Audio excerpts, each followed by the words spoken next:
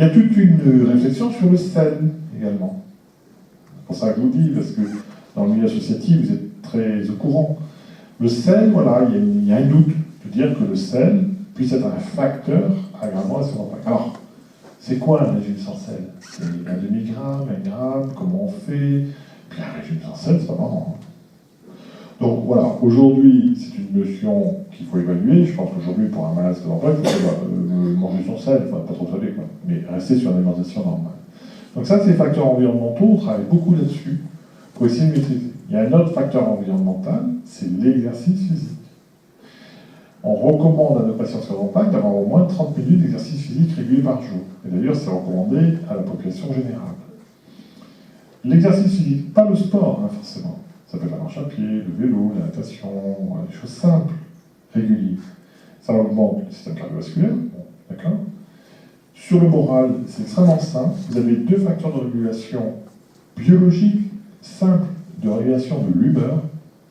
C'est le sommeil et l'exercice physique. Quand vous dormez bien, vous êtes plus détendu et vous appréciez mieux les choses, même si les choses c'est toujours les mêmes, la veille. Mais ça, c'est voilà. Et l'exercice physique, moi je suis un militant de l'exercice physique. Quand vous avez fait l'exercice physique, après, on est mieux. Pourquoi? Parce qu'on sécrète des endorphines. En fait. L'effort fait sécréter des endorphines. C'est une morphine naturelle en fait. Et la morphine naturelle, l'endorphine, a un rôle en fait apaisant, un rôle voilà, antidouleur, etc. Et en plus, pour la sclérose en plaques, l'exercice physique régulier augmente la capacité du malade. C'est vraiment pas que c'est un problème d'endurance. C'est pour ça qu'on évalue nos malades sur ce qu'on appelle le périmètre de marche. Et donc, cette maladie, même chez les gens qui vont bien, il y a une fatigue, il y a une épuisabilité, ils disent voilà, au bout de 3 km, je suis obligé de m'arrêter. Ça, c'est le problème d'endurance. Et de connaître son seuil d'endurance. Et ça, c'est très individuel. Les malades qui disent voilà, moi je fais 700 mètres. Et je leur dis, dans 3 mois, l'objectif c'est de faire 800 mètres. On essaye de monter son endurance, comme un athlète. Il ne faut pas aller jusqu'à l'épuisement. Parfois, on est obligé d'appeler les kinés en disant il faut baisser le rythme. Cardio, le malade vient chez lui, il dit je suis épuisé, pendant 2 jours, je ne peux plus bouger. C'est contre-productif. Donc, c'est toute cette notion, c'est l'exercice physique régulier, connaître son seuil, ne pas aller au-delà du seuil. Mais se dire, dans 2 mois, je vais accroître mon seuil, très régulier. Et donc, avec les rééducateurs d'apéronie, on a un programme d'exercice physique et de rentraînement à l'effort. Ce sont des patients dont la maladie est stable, donc ce n'est pas une poussée, qui décrivent une majoration de la pénibilité de la maladie. Et ces patients, donc les rééducateurs ont des critères pour les sélectionner, entre guillemets pour les inclure, rentrent dans un programme de rentraînement à l'effort. Ils viennent à l'apéronie 2 semaines, comme un coach, un rentraînement à l'effort. Et donc cette notion d'exercice physique dans la maladie est très importante pour améliorer l'endurance. Vous attendez ce passage, bien sûr, sur les traitements. Mais je pense qu'avant de parler de piqûres de comprimés, c'est important de bien poser toutes les équations de la maladie. Sur les traitements, c'est la pyramide. La base de la pyramide, c'est les traitements les plus fréquemment donnés dans la maladie. Donc, le nombre le plus important de malades en France. Et tout en haut, il y a moins de malades, c'est les traitements à des situations très rares d'exception. Et ça, c'est le but des centres experts, d'aller sur des thérapies, ce qu'on appelle innovantes, des nouveaux médicaments, des protocoles. Première ligne de traitement, on est d'accord avec le patient, il faut démarrer un traitement, parce que le diagnostic est confirmé, le malade est d'accord, mais c'est une sclérose en plaques peu évolutive. Une poussée l'année dernière, l'IRM confirme le diagnostic. On va partir sur ce qu'on appelle une première ligne. Qu'est-ce qu'on a aujourd'hui comme médicament en première ligne? Il y a le groupe des interférons, qu'on donne depuis 1996, méthaferon, voilà. L'efficacité est la même. Ou la Copaxone, acétate de copolymère, injection tous les jours sur l'année. Même efficacité. Avantage, 20 ans plus tard, pas de pépin. C'est un médicament robuste, sauf exception, mais en gros, il n'y a pas de pépin. Inconvénient, piqûre. Objectif, diminution de 30% de risque de pousser à 5 ans. C'est pas mal. On diminue d'un tiers, avec un traitement sûr. Et aujourd'hui, dans cette première ligne, on a les comprimés. Donc il y a des traitements par voie orale qui ont la même efficacité que les piqûres. Et donc, ces médicaments, ça s'appelle téléfunomide ou Aubagio, un comprimé par jour, ou le diméthylfuramate, ou fumarate, ou encore tecfidera, 2 comprimés par jour. Aubagio, teriflunomide, 1 comprimé par jour, c'est un cousin germain d'un médicament qu'on connaît depuis longtemps qui s'appelle l'Arava. L'Arava, la molécule, c'est le léflunomide. Et comme par hasard, il est donné dans la polyarthrite rhumatoïde. Et voilà, on retombe sur nos pattes. Je fais pratiquement le même. Deuxième point, le diméthylfumarate, ou tecfidera, un complément soir, il a été trouvé par hasard efficace dans ce en plaque et il était donné dans le psoriasis. Psoriasis, l'infection de la peau, deux causes, soit des gens angoissés, qui ont eu des stress importants, soit des maladies immunitaires. Et donc, c'est ce que je vous disais au début, on est allé prendre dans les autres disciplines et on a appliqué la maladie et on a regardé ce qui marche. Donc ça, c'est les premières lignes. Et dans cette décision de première ligne, on reste dans cette gamme thérapeutique, vous allez avoir 2 groupes de patients. Vous allez avoir des malades qui disent, et c'est la balance, je suis d'accord, je me traite. Mais moi, je suis stressé, je préfère avoir un médicament sûr. Et donc, on va prendre une piqûre. Pourquoi? Parce que les comprimés, on les donne depuis 2012. Donc on connaît, mais on ne sait pas 20 ans plus tard ce que ça peut donner. Et puis, vous avez un deuxième groupe de malades. Monsieur Labauche, non, attendez, moi c'est bon, je travaille, moi j'arrive, je m'occupe de la maison, et après, j'ai la soirée. Donc si je me fais une piqûre, j'ai la grippe, la masse, la courbature, je ne vais pas y arriver, donc c'est le comprimé. Et donc, c'est la gestion de risque. Entre un médicament sûr, dans les effets secondaires, sûr, cutané, comme l'insuline, c'est pas agressif, ou un comprimé, qualité de vie, mais un petit risque au cours. Et donc, il y a une vraie gestion. Donc, même au sein de la même classe de traitement, vous avez aussi une gestion de risque. C'est ça qui est extrêmement intéressant. Et là, c'est très individuel. Donc ça, c'est la première ligne. Aujourd'hui, l'objectif de la maladie, c'est de proposer à tout patient qui vient d'avoir un diagnostic de sclérose en plaques la possibilité d'être traité. Chaque mot est important. La possibilité à tout patient qui vient d'avoir un diagnostic de sclérose en plaques d'être traité. Ce qui veut dire qu'on a des patients jeunes aussi qui ne sont pas traités. Parce que, voilà, ils vont bien. Voilà. Et donc là, il va y avoir un dialogue qui s'installe en disant, moi, d'abord, je respecte votre décision. Ce qu'on fait dans ces cas-là, c'est que je vous propose, on fait une IRM à 6 mois. Si dans 6 mois, il n'y a pas d'évolution, pas de poussée, c'est bien. Si par contre, il y a une évolution ou vous faites une poussée, il va falloir qu'on en discute.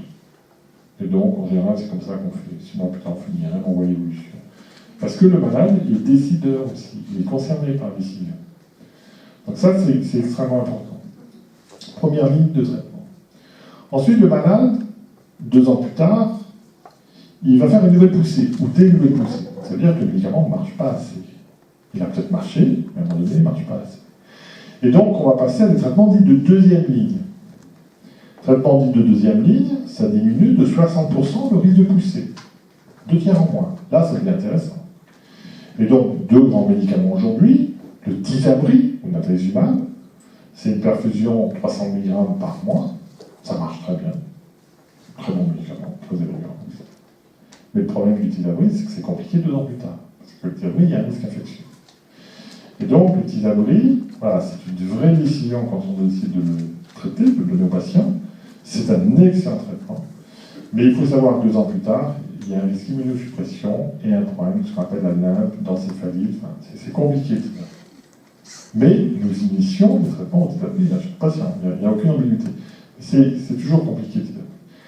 Le Tysabri, au départ, il était donné dans la maladie de Crohn. Par exemple, il y a 10 ans, tout le monde oublie aujourd'hui. Mais il y a 10 ans, quand j'ai vu arriver le Tysabri, c'était donné dans la maladie de Crohn.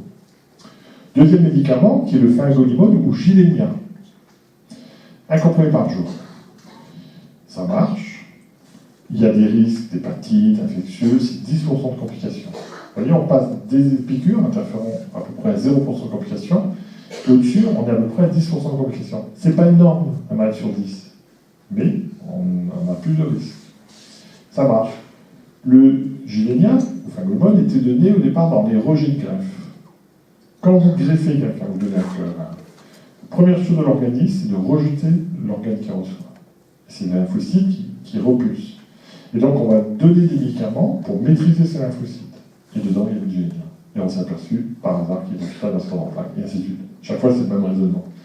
Et donc, le Gilenya, ça marche bien, c'est un très bon traitement. Après, voilà, il y a toujours des risques. Et ensuite, malgré ces médicaments, Thylabrine, je fais encore des poussées, on va passer à de l'immunosuppression non sélective cette fois-ci. C'est des sortes de chimiothérapie, finalement. Mais à la différence des cancers, on va donner qu'un seul traitement à chaque fois. Il y a des petites doses. Il y a l'endoxan, il y a un noventrone, un mitoxantrone. Ça, c'est des médicaments de troisième ligne, c'est du pur. C'est-à-dire que la maladie évolue, il faut arriver à maîtriser les poussées, on va devoir passer à l'immunosuppression. Ensuite, on arrive actuellement sur des nouvelles molécules, et je sais que dans le milieu associatif, vous en entendez beaucoup parler, qui est l'ocrelizumab ou le rituximab, ou Mabtera. Tout ça, ça doit mal. Ce sont des anticorps monoclonaux, ce qu'on appelle des antilymphocytes CD20. Donc ça, c'est des médicaments qui vont agir sur une toute petite subpopulation des lymphocytes, les lymphocytes de type 20, mais avec une bonne maîtrise de la maladie. Alors ces traitements, le rituximab, on les connaît, nous, en neurologie depuis longtemps, puisqu'on donne dans des maladies multiples neurologiques qui n'ont aucun rapport avec ce qu'on pas, comme la myasthénie, la maladie de Vic. Et ces médicaments arrivent maintenant dans la sclérose en plaques avec une certaine efficacité. La question, c'est comment on fait au bout de 3-4 ans. Pourquoi? Parce que c'est des traitements qu'il faut donner tous les 6 mois. C'est une perfusion tous les 6 mois. Et donc, 2-3 ans plus tard, 4 ans plus tard, qu'est-ce qu'on fait? Est-ce qu'on continue ou est-ce qu'on arrête? Donc il y a encore des questions de positionnement sur ces traitements, mais c'est des traitements qui marchent bien visiblement. Et donc, si on fait un petit peu la liste en 2017 de ce qu'on appelle, nous, la pharmacopée, eh bien, vous voyez que le cartouche est extrêmement grand. Ce sont tous les médicaments qui sont donnés de façon hebdomadaire, de façon prescriptive. Ce n'est pas des protocoles, ce n'est pas des nouveaux traitements chez les patients scolaires. Donc ça veut dire que par rapport à il y a 20 ans, il y a eu des progrès quand même énormes dans la possibilité de traiter le malade. Une fois qu'on a décidé le traitement, maintenant il va falloir regarder l'efficacité. Et comment on suit nos patients? Eh bien, une fois que le traitement de fond est mis en route, ce qu'on appelle le traitement de fond, on va dire Copaxone. En général, on renvoie le malade à 6 mois et on renvoie à 1 an. L'objectif à 1 an, c'est pas de nouvelles poussées, pas de jeunes supplémentaires, et une IRM cérébrale qui ne bouge plus, pas de nouvelles lésions, pas de prise de gadolinium. C'est la rémission. Et c'est un peu comme dans les cancers, la maladie, elle est arrêtée. C'est ce qu'on appelle la rémission. En anglais, ça s'appelle le score NEDA, NEDA, Activation. C'est le principe de la marguerite. La clinique en haut, pas de poussée, l'IRM en bas, pas de nouvelles lésions. Et donc, c'est la rémission. Et donc, c'est l'objectif qu'on veut dans la maladie aujourd'hui, avec une double surveillance clinique et IRM. Ensuite, on malade également sur ce qu'on appelle le score EDSS. Ça, c'est important, parce que théoriquement, toute consultation de neurologie, il faut mettre à la fin le score EDSS. Le score EDSS, c'est le compteur de la voiture. 0, examen normal, pas d'imitation. 10, le malade ne peut pas marcher. Donc voilà, donc très important, c'est une évaluation quantitative de nos patients. Et la limite de la gêne à la marche, le score EDSS, 4. 4, il y a une gêne à la marche. Et donc ça, tout neurologue doit évaluer ce qu'on appelle le score EDSS, qui est une quantification objective de la maladie qui permet de 6 mois ou 1 an plus tard de comparer ce score avec l'évaluation précédente. Si ça passe, l'animation. À côté de ça, il y a des nouveaux traitements. Et c'est important que vous soyez au courant, puisque le Tysabri, on l'a eu la première fois en 2007, il y a 10 ans, le Gilenya en 2011, mais c'est issu des protocoles thérapeutiques. Pour le Tysabri, c'était l'étude STARS en 2005, et pour le Gilenya, c'était des études Transform et Informs qui étaient de 2009. Donc aujourd'hui, des traitements qu'on a en cours d'expérimentation, c'est l'ocrelizumab et le fatumab. Donc le fatumab, c'est un anticorps monoclonal, lui aussi anti-CD20, qui était donné en rhumatologie dans la polyarthrite rhumatoïde, avec visiblement une bonne tolérance, une bonne efficacité. Et donc, on le teste aujourd'hui. Donc, comment ça se fait, les protocoles thérapeutiques? On va aller chercher un médicament, c'est la recherche, un médicament qui a l'air d'être efficace, qui a un mécanisme cohérent, peut-être donné déjà dans d'autres maladies inflammatoires. On va le tester dans des modèles animaux, on appelle la phase 1. Et si ça marche, on va le proposer à des sujets sains. Et c'était tout le problème de Rennes avec Bautria, etc. Parce que c'était des sujets simples. Vous savez, le scandale, c'était tous les événements. Et une fois qu'on a l'impression que c'est sûr, chez celui-là, on passe aux malades. C'est phase 2, phase 3. Et là, il y a des malades qui vont avoir pseudo-médicaments et des médicaments, les malades qui vont avoir des médicaments classiques. Ensuite, 2 ans plus tard, on compare l'efficacité des deux groupes. C'est ça, les protocoles thérapeutiques. Et donc, au Fatumab, aujourd'hui, on a un protocole thérapeutique, ce qu'on appelle l'étude Asclepios. En fait, moi, je suis un investigateur pour la France, qu'on appelle PI, c'est le principal investigateur. Je coordonne, en fait, les autres centres en France. Et c'est Aubagio versus Ofatumab. Les résultats, on les aura dans 2 ans. L'intérêt de l'Ofatumab, c'est que c'est sous-cutané une fois par an. Donc, c'est la galénique, elle est intéressante.